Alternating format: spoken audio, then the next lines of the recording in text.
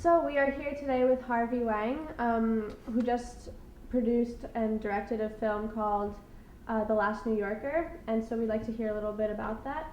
So can you just start with what influenced and inspired you to make this film?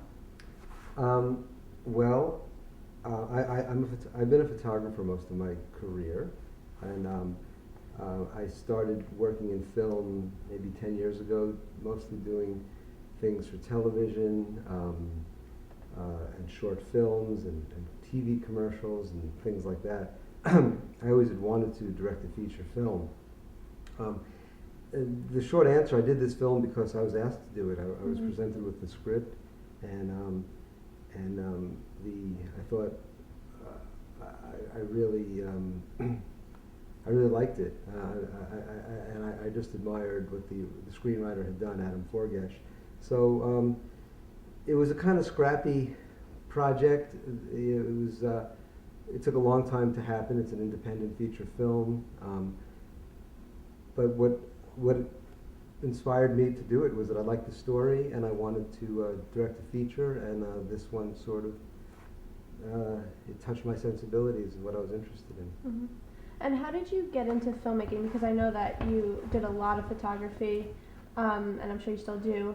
What would you prefer, a certain medium to the other, or why film? Well, I had been working. I've done a number of books. One of them, called Harvey Wang's New York, was part of the inspiration for this film. But the next book I did after that was called Holding On, and it was a book I did in collaboration with David Isay, who is a radio journalist and founder of StoryCorps and a MacArthur genius. And he and I were doing a book about American eccentrics. And while I was working on that project, National Geographic gave me a video camera, a high 8 video camera, and said, why don't you film some of the subjects that you're photographing, which I did, and I kind of fell in love with the whole idea of combining image with story, and then the idea of editing and doing, of sequence and telling stories, and that's how I started working in film. Going back to the first book, years later, Adam Forgesh started to write a screenplay. I didn't know Adam. He was walking on the streets of New York, and he overheard two old men speaking to one another, and one said to the other, if law school doesn't pan out, I'll be a doctor.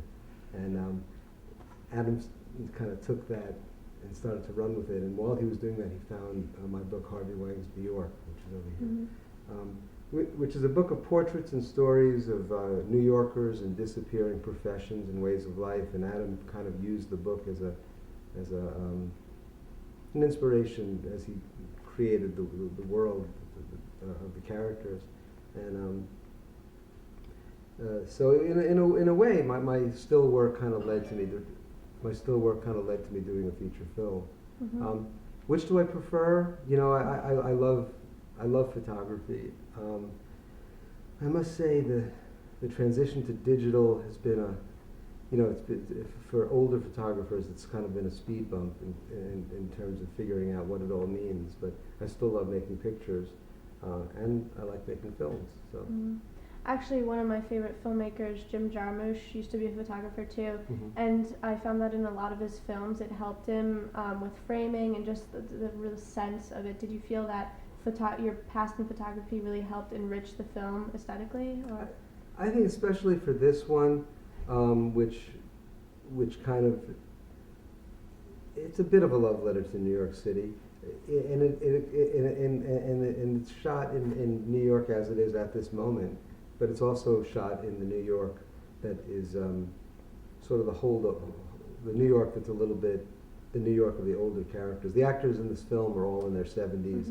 It's a story, a buddy story really, of two older men, Lenny Sugarman and Reuben Liebner, played by Dominic Chianese and Dick Latessa, two fine actors, and there's also Kathleen Chalfant plays the love interest, and she's phenomenal older actress.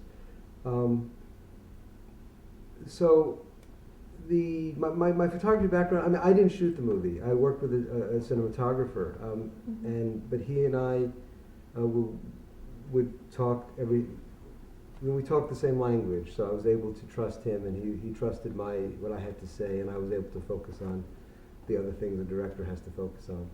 Having the cast being primarily in their 70s, like you just said, do you think that this will appeal to younger generations, or what kind of audience were you primarily trying to appeal to?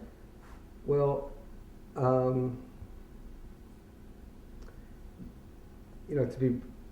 I didn't really think about the audience when I made the film, and maybe when I saw how difficult it was to get a studio to produce it, I should have gotten a clue that it's not the most marketable subject for film.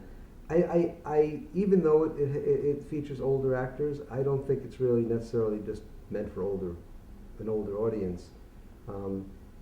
In fact, some would argue that like my mom, for instance, found the ending of the movie it didn't conform to her idea of how a movie should end. So I think the movie will it's different than movies that are out there right now. I don't want to use the word old-fashioned because it's not old-fashioned. It's just, it doesn't rely on like dysfunctional relationships. It doesn't rely on a lot of action. It's really a character study, and I find people in their 30s, 40s, 50s are enjoying it. There's a sub-theme of love and how you can fall in love at any age, and how, I think there's a sweetness to the story of falling in love and being being unfulfilled in your life in that regard. There's a lot of themes that are not just for older people. I was going to say that there are a lot of messages within the stories, specifically about money. I felt that was a big tension in the film. Are there any other social cultural events or social cultural influences that helped the development of this film besides the book? Well, just to speak about money for a second, because it's funny how you make movies and you never really know how they're going to fit. We shot this a few years ago. It took a while to get it to this point where we're finally opening in at the Quad Cinema. It involves the protagonist, Lenny Sugarman. In the course of the movie, he loses his money. He goes broke, basically. And when we finished the film a few years ago and started going out on the festival circuit, the movie didn't resonate because the country was, we were in that bubble, this was before Bernie Madoff. And all of a sudden, we finally get to the point where we're opening and the movie makes a lot of sense, just because there's a reality now to people having lost all of their money, and older people, and what are they going to do? They don't have any more working years left. So what was a sub-theme or just a plot device becomes very timely when the movie comes out. The other theme is changing New York, old and new.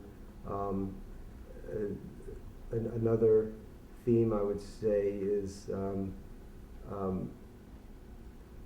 when Lenny falls in love with Mimi, played by Kathleen Chalfant, he doesn't really get to know her. He projects a lifetime of yearning onto this woman. I mean, in fact, a friend of mine said maybe she doesn't even exist. There's different ways of seeing it, but there's a lot of things that go on in the film that are beneath the surface, and I guess it's up to viewers to sort of enjoy it or find it or